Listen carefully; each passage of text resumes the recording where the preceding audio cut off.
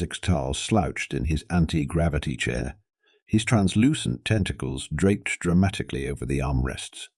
He let out a long, exasperated sigh that sounded like a deflating balloon mixed with a cat's yowl. I swear by the great cosmic jellyfish, if I have to study one more boring Deathworld effect, I'm going to liquefy my brain and donate it to the cafeteria. His study partner Blorp, a gelatinous blob with eye stalks, jiggled with amusement. Oh, come on, Zix. Deathworlders are fascinating. Did you know they have bones? Actual rigid internal structures. Can you imagine? Whoop-dee-doo. Zixtal twirled a tentacle sarcastically. Next, you'll tell me they breathe oxygen or something equally ridiculous. Blorp's eye stalks drooped. Well, actually, by xenons neutrons. I was joking. Zixtal's bioluminescent spots flashed in disbelief. What kind of insane evolutionary path leads to oxygen breathing?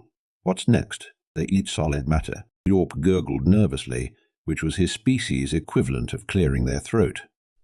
About that, Zixtal's eyes bulged so much they nearly popped out of his gelatinous head. You're kidding me, right? Nope, Blorp replied, his voice a mixture of fascination and mild disgust. They actually put solid objects into a hole in their face, grind them up with little calcium structures, and then their bodies somehow extract nutrients from it. It's called eating. Zixtal's tentacles curled in revulsion.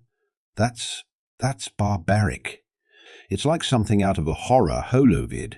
Please tell me we don't have to learn about this eating process for the exam.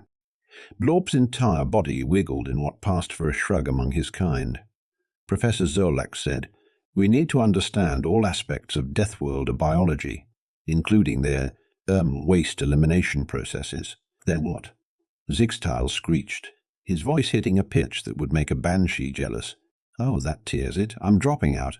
I'll become a space pirate. Or maybe I'll just float aimlessly in the void until I fossilize. Anything's better than learning about Deathworlder excretions. Just then, the door to their study pod whooshed open with a dramatic hiss, revealing their classmate, Gloop, a sentient fungal colony. Guys, you won't believe what I just found out.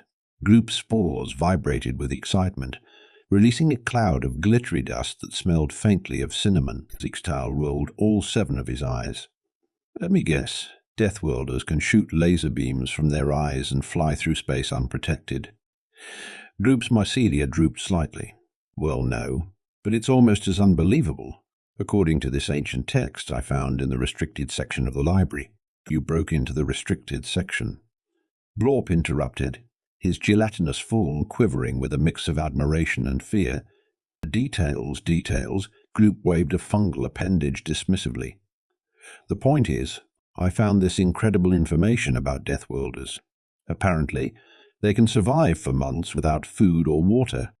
There was a moment of stunned silence, broken only by the soft whirring of the anti-gravity generators. Then Zixtal burst out laughing, a sound like a malfunctioning trash compactor. Oh, that's rich. Next, you'll tell us they can regrow lost limbs or breathe in space. Blorp and Gloop exchanged glances. Hal Blorp's eye stalks swiveled towards Gloop's general direction, as the fungal being didn't have eyes in the traditional sense. Actually, Blorp began hesitantly. Some Deathworlder species can regrow lost appendages. It's called regeneration. Zixtal's laughter cut off abruptly. You're not serious. As serious as a black hole. Gloop confirmed. But that's old news. This survival thing, it's on a whole other level. We're talking about creatures from a planet with crushing gravity, lethal levels of oxygen, and extreme temperature variations, and they can just decide not to eat or drink for months. It's insane. Blorp's entire body rippled with excitement. We have to investigate this further. Think about it. If we can prove this, it could revolutionize our understanding of Deathworlders. We could win the Galactic Science Fair. Zixtal groaned, his tentacles drooping so low they touched the floor. And how exactly do you propose we investigate this? It's not like we can just go up to a Deathworlder and ask them to stop eating for a few months. They'd probably try to eat us instead. Gloop's spores sparkled mischievously.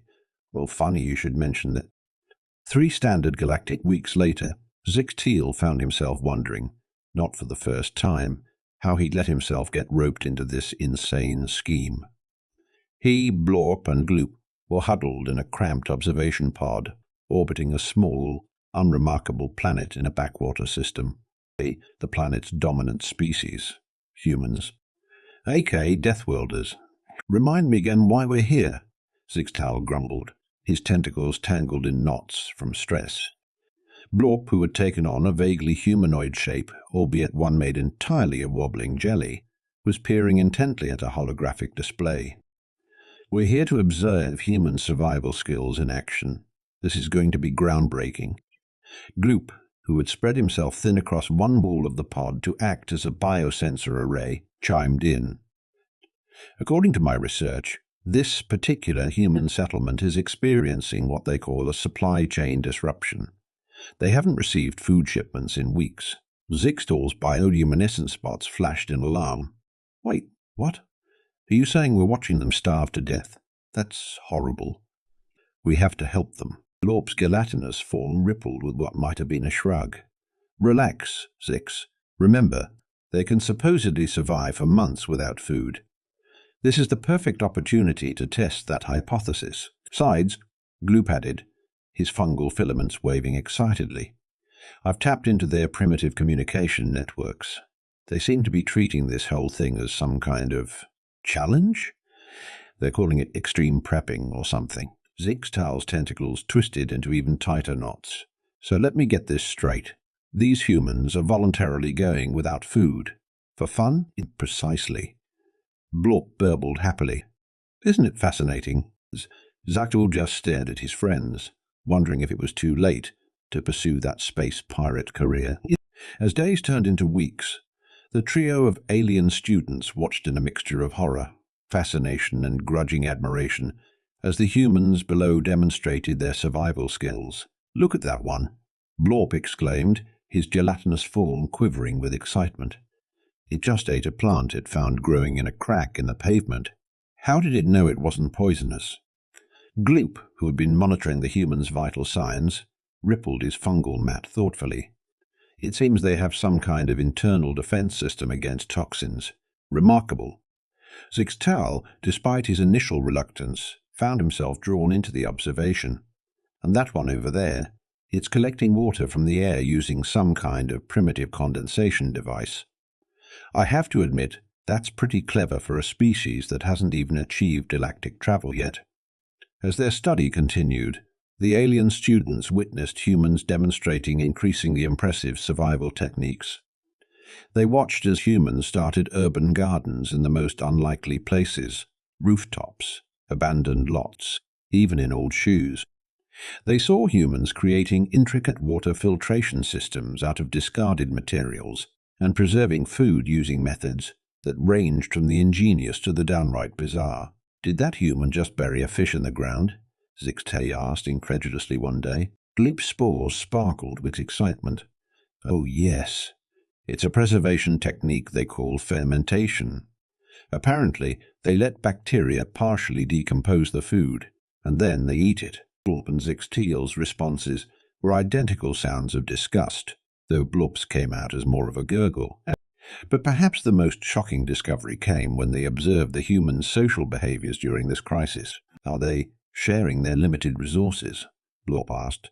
His eye stalks crossed in confusion as they watched humans distributing food and water among themselves. Gloop's fungal network pulsed with excitement. It appears to be a cooperative survival strategy. Instead of competing for resources, they're pooling them to ensure the survival of the group. It's like they're behaving as a superorganism, similar to my own species.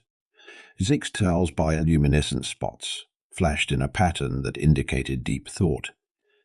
For creatures from a death world, they're showing a remarkable capacity for empathy and collaboration. As their observation period stretched into months, the alien students found their preconceptions about Deathworlders constantly challenged.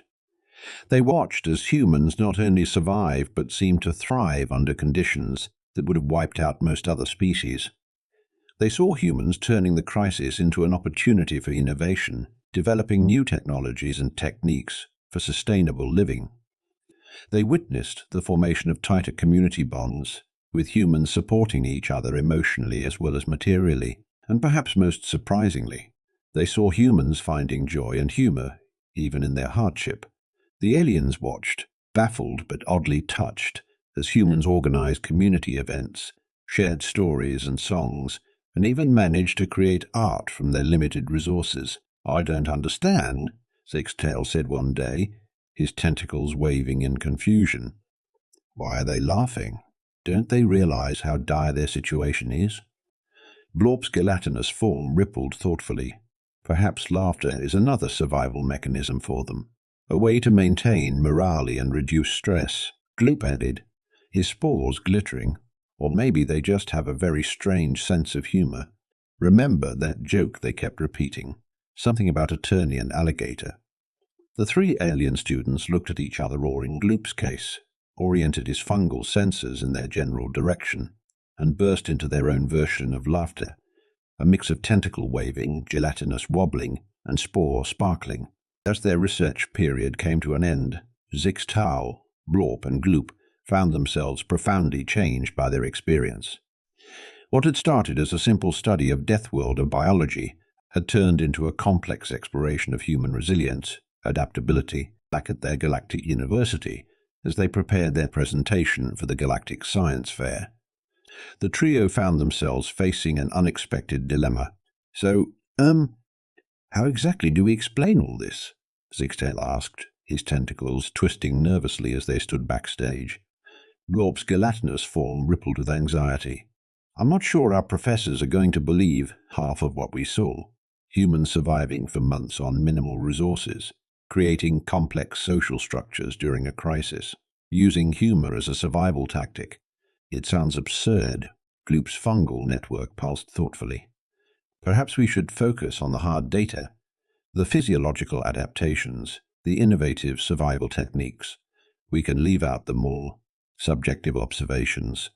But as they took the stage and began their presentation, something unexpected happened. Instead of sticking to the dry, scientific facts, they found themselves sharing stories. Stories of human ingenuity, of compassion, of resilience in the face of adversities that made their alien audience lean forward in their seats, appendages raised in questions, bioluminescent spots flashing with interest. They told of humans creating gardens in the most unlikely places, of complex water filtration systems built from scrap, of communities coming together to share dwindling resources. They spoke of the human capacity for laughter in the darkest times, of art created from salvaged materials, of songs composed to keep spirits high during the long, hungry nights. And as they spoke, they realized that they were no longer just presenting a scientific study. They were sharing a revelation about the true nature of these strange, fascinating creatures called humans. As they concluded their presentation, there was a moment of stunned silence in the auditorium. Then, gradually, it was filled with the alien equivalent of thunderous applause, a cacophony of tentacle slapping, gelatinous wobbling, spore sparkling, and various other species-specific forms of appreciation. Professor Zolek's, being composed entirely of swirling gases, floated up to the stage. In all my cycles of teaching xenobiology, I have never seen such a compelling presentation on Deathworlders. You've not only provided valuable scientific data, but also given us insight into the spirit, for lack of a better term, of these remarkable creatures." Sykes-Tell's bioluminescent spots flashed with pride. "Thank you, Professor. We've learned that there's so much more to humans than just their biological adaptations. Their true strength lies in their community, their creativity, their ability to find hope in the darkest of circumstances." Blorp wobbled in agreement. "We went into this study thinking we'd learn about human physiology. Instead, we learned about human nature." Gloop's fungal network sparkled. "And in doing so, we've learned something about ourselves as well. About the power of observation, of empathy, of seeing beyond our preconceptions." As the alien students basked in the acclaim of their peers and professors, they couldn't help but feel a twinge of fondness for the strange, resilient Deathworlders they had studied. They had set out to uncover the secret of human survival, and had instead discovered something far more valuable, the indomitable human spirit. In the days that followed, as news of their groundbreaking study spread across the galactic academic community, Zixtal, Blorp, and Gloop found themselves at the center of a whirlwind of attention. They were invited to give lectures, write papers, and even consider embarking on diplomatic missions to open formal relations with the humans. But amidst all the excitement, they couldn't shake the feeling that their journey of discovery was far from over. After all, if humans could survive months without food or water, who knew what other incredible feats they might be capable of? As they sat in their favorite study pod, discussing their future plans, Zixtal's bioluminescent spots suddenly flashed with inspiration. "You know," he said, his tentacles waving excitedly, "there's still so much we don't know about humans. Like, how do they handle extreme temperatures, or high-pressure environments, or Blorp's eye stalks perked up, or low-gravity situations? Oh, imagine the possibilities." Gloop's fungal network pulsed with enthusiasm. "We could propose an extended research mission, a long-term study of human adaptability across various environments." As they bounced ideas off each other, their excitement growing with each passing moment, they didn't realize that they had embarked on a journey that would not only revolutionize the field of xenobiology, but also change the course of galactic history. Little did they know that in a few short years, humans would make their grand entrance onto the galactic stage, and when they did, the groundwork laid by three unlikely alien friends would pave the way for understanding and cooperation between species. But that, as they say, is a story for another time. For now, Zixtal, Blorp, and Gloop were content to bask in the glow of their achievement, their minds buzzing with possibilities, their hearts equivalent organs filled with a newfound respect and fascination for the resilient, resourceful, and endlessly surprising species known as humans. As they left the study pod that day, Zixtal paused at the door.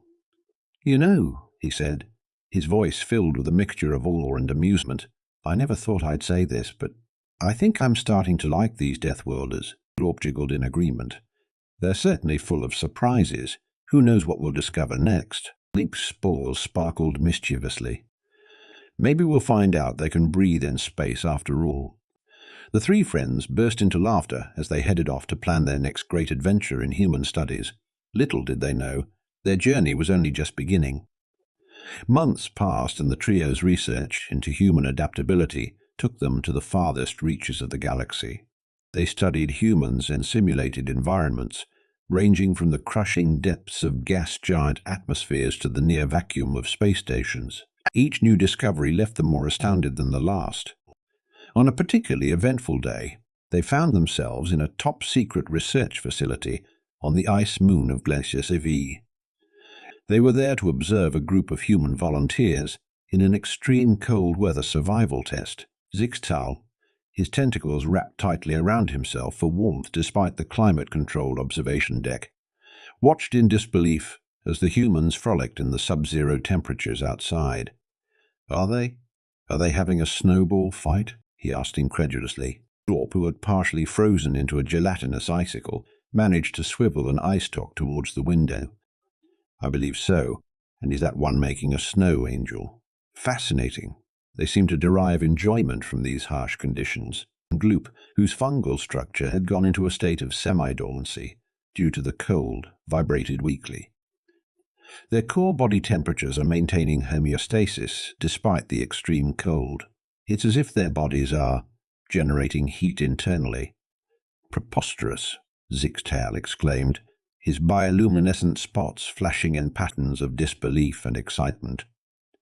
"Next, you'll tell me they can survive in the vacuum of space." There was a moment of awkward silence. "Well," Blorp began hesitantly. Zixtal's eyes bulged. No, you can't be serious." Gloop's fungal network pulsed with what could only be described as a mental shrug. "There are some classified reports. Apparently, humans can survive brief exposures to vacuum, something about their circulatory system and the elasticity of their skin." Zixtal's tentacles tied themselves into knots. "That's it. I give up. These Deathworlders are impossible. What's next?" Time travel, faster than light ping pong. As if on cue, an alarm began blaring throughout the facility. Red lights flashed, and a computerized voice announced, "Alert! Dimensional anomaly detected. This is not a drill. All personnel proceed to designated safety zones." The three alien researchers looked at each other in shock. "You don't think—" Blorp began. "It couldn't be," Glue continued. "The humans—" Zixtal finished, his voice a mixture of dread and excitement. "They rushed to the main research lab, their individual modes of locomotion creating a bizarre spectacle. Zixtal's tentacles propelling him forward like some sort of cephalopod pogo stick, Blorp oozing along at surprising speed, and Gloop extending fungal filaments to pull himself along the walls. They burst into the lab to find utter chaos. In the center of the room, a swirling vortex of energy pulsated, casting eerie shadows across the panicked faces of the alien scientists. And there, stepping out of the vortex with casual nonchalance, the human, a woman with wild red hair and a mischievous grin, looked around the room with interest. "Oh, hello there," she said, as if she hadn't just torn a hole in the fabric of space-time. "I don't suppose any of you chaps have a cup of tea. Interdimensional travel always leaves me parched." Zixtal, Blorp and Gloop stared in stunned silence, their minds struggling to process what they were seeing. The human woman noticed them, and her grin widened. "Ah, you must be the famous Xeno research trio I've heard so much about. Lovely to meet you. I'm Dr. Amelia Quantum, interdimensional explorer extraordinaire." She extended a hand, then seemed to think better of it, looking at Zixtal's tentacles and Blorp's gelatinous form. Perhaps a bow would be more appropriate. Zixtal was the first to find his voice. You're human, and you just appeared through a dimensional portal that you created." Dr. Quantum nodded cheerfully. "That's right. Just a little something we cooked up in the lab. Turns out, manipulating the quantum foam of space-time isn't nearly as difficult as one might think. It's all in the wrist action, really." Blorp's entire body rippled with shock.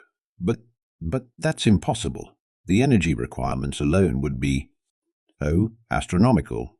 Yes," Dr. Quantum agreed.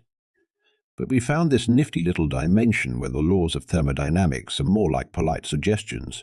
Popped over there, borrowed a bit of energy, and voila, interdimensional travel." Gloop's fungal network was pulsing so rapidly it looked like a disco ball.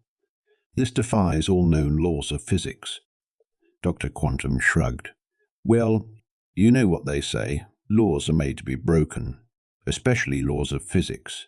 They're really more like guidelines when you get right down to it." Zixtal's tentacles were flailing wildly, his bioluminescent spots flashing in patterns that would translate to a string of expletives in his native language. But why? Why would you do this?" Dr. Quantum's grin turned sheepish. "Well, if I'm being honest, it started as a bet in the pub. My colleague Dr. Hawking, lovely chap, bit of a prankster, bet me I couldn't find a way to travel to parallel universes before the end of the fiscal quarter. And well, I've never been one to back down from a challenge." The three alien researchers exchanged glances, their expressions a mixture of awe, disbelief, and dawning realization that perhaps they had underestimated humans. "Again, so," Dr. Quantum said brightly, clapping her hands together, "about that cup of tea, and then perhaps you'd like to join me for a quick jaunt through the multiverse. I found this lovely dimension where pizza grows on trees. Fancy a slice?" As alarms continued to blare and panicked scientists ran about, Zixtal, Blorp, and Gloop found themselves faced with a choice. They could stay in their comfortable world of known science and predictable outcomes, or they could take a leap into the unknown with this impossible human and reality-defying technology. Zixtal looked at his friends, saw the mix of fear and excitement in their alien features, and knew there was really only one choice. "Well," he said, his tentacles curling into what passed for a smile among his species, "I suppose one cup of tea couldn't hurt. And I've always wondered what pizza trees look like." As they followed Dr. Quantum towards the swirling vortex, Zixtal couldn't help but think that perhaps the most remarkable thing about humans wasn't their ability to survive without food or water, or even their capacity for interdimensional travel. Perhaps it was their endless curiosity, their willingness to push boundaries, and their ability to turn the impossible into reality. And as they stepped into the unknown, ready to embark on an adventure beyond their wildest dreams, Zixtal realized that in their quest to study humans, he and his friends had become a little bit more human themselves. And somehow that didn't seem like such a bad thing after all. The vortex swirled around them, a kaleidoscope of impossible colors and mind-bending geometries. As they hurtled through the interdimensional rifts, Zixtal, Blorp, and Gloop clung to each other, much as their vastly different physiologies would allow, their minds reeling from the implications of what they were experiencing. Dr. Quantum, on the other hand, seemed perfectly at ease, as if interdimensional travel was as commonplace as catching the bus. Now, fair warning, she shouted over the cosmic whoosh of the vortex. The first jump can be a bit disorienting. Some travelers report seeing their lives flash before their eyes, others experience temporary omniscience, and there's always the odd case of spontaneous evolution. But don't worry, it all sorts itself out in the end. Before any of the alien researchers could process this alarming information, they were spat out onto solid ground. Well, mostly solid. The surface beneath them had the consistency of memory foam and the color of a sunset on Jupiter.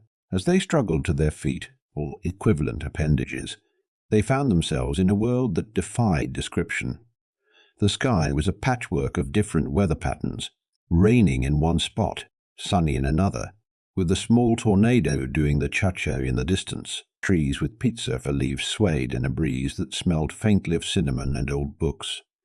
In the distance, a mountain range spelled out "Welcome to Dimension X77" in giant, glowing letters. "Well, here we are," Dr. Quantum announced cheerfully, seemingly unaffected by the dimensional jump.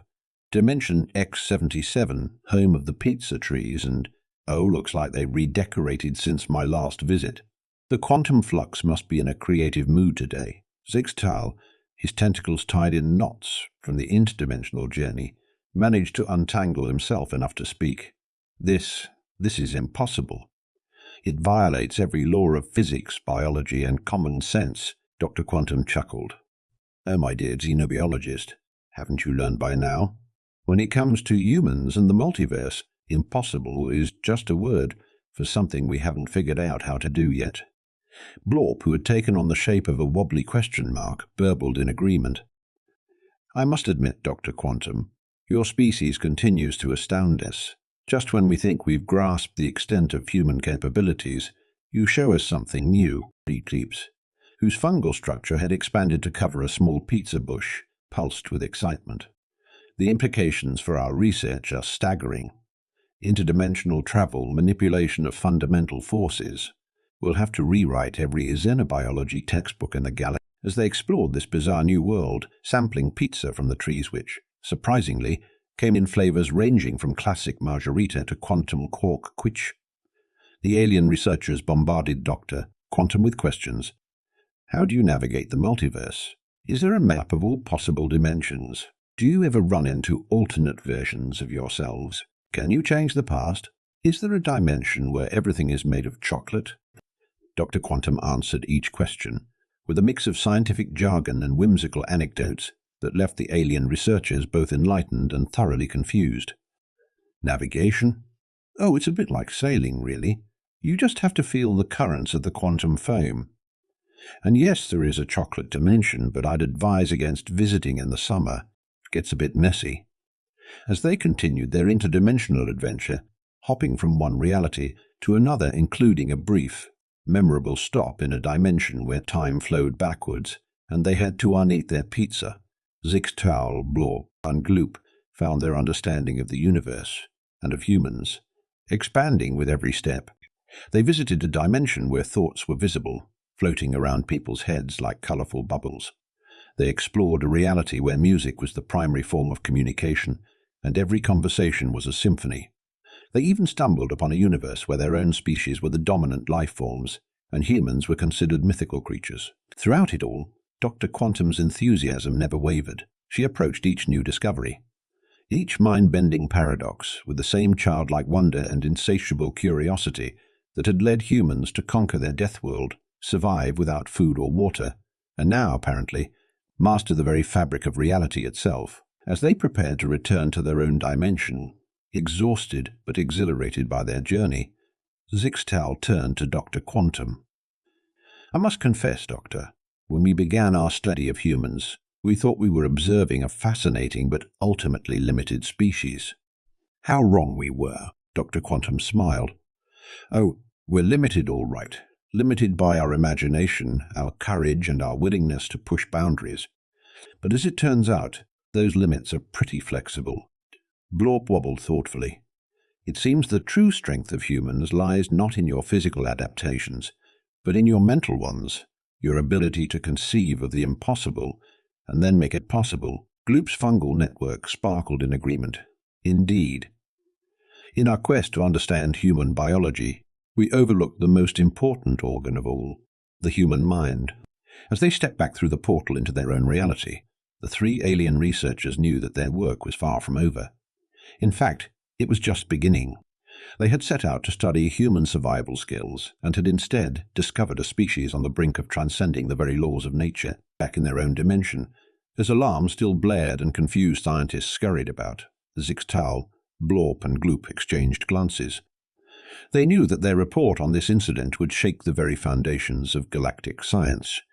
But more than that, they knew that their perspective on the universe, and their place in it, had been irrevocably changed. As Dr. Quantum prepared to return to her own dimension, she turned to the alien trio with a mischievous grin. "Well, it's been a pleasure, gentlemen.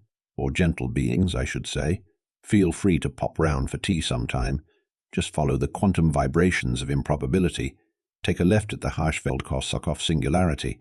And if you hit the dimension where everything's made of cheese, you've gone too far." With a wink and a wave, she stepped back through the portal, leaving behind three thoroughly bewildered but utterly inspired alien researchers.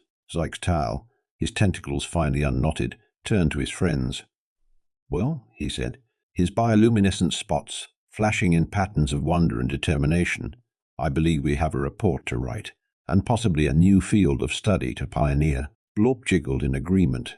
"Interdimensional xenobiology has a nice ring to it, doesn't it?" Gloop's fungal network pulsed with excitement. "Just think of the possibilities. The adventures." As they set off to begin their work, the three friends couldn't help but feel a sense of anticipation. They had set out to study humans and had ended up discovering new dimensions, both literally and figuratively. And somehow they knew that this was only the beginning, in a universe where humans could survive without food or water for months, travel through dimensions, and turn the impossible into the everyday. Who knew what other wonders awaited discovery? The only limit, it seemed, was imagination itself. And if their brief adventure with Dr. Quantum had taught them anything, it was that when it came to imagination, humans had no limits at all. And so, as they prepared to revolutionize galactic science and redefine the very nature of reality, Zixtal, Blorp, and Gloop couldn't help but feel grateful. Grateful for the twist of fate that had led them to study humans. Grateful for the journey that had opened their eyes to the true wonders of the universe. And most of all, grateful for the realization that in a cosmos full of infinite possibilities, the greatest adventure of all was simply being willing to explore. As they walked away, already debating the best way to explain interdimensional travel to their skeptical professors, a piece of paper fluttered out of Zixtal's tentacle. It was a note from Dr. Quantum, hastily scribbled before her departure. It read simply, "In the grand tapestry of the multiverse, it's not about the destination. It's about the journey, the pizza, and the friends you make along the way. Oh, and if you ever find yourself in a dimension where everything's singing show tunes, and run, just trust me on that one. Cheerio." And with that final piece of advice from their impossible human friend, Zixtal, Blorp, and Gloop set off to change the universe, one impossible discovery at a time.